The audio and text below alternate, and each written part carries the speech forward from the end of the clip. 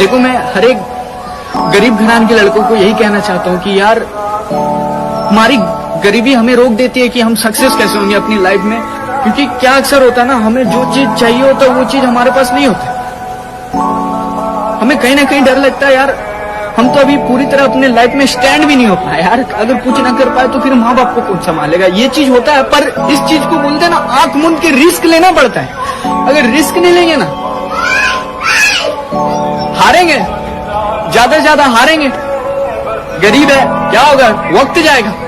पर मेरा कहना यह है कि यार, बंदा हारेगा नहीं, चाहे कितना भी गरीब हो।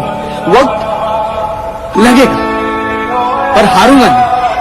तो हारने का नहीं यार, समय लगेगा पर होगा जरूर। और जब मुकाम होगा तो सारी दुनिया सुनेगी।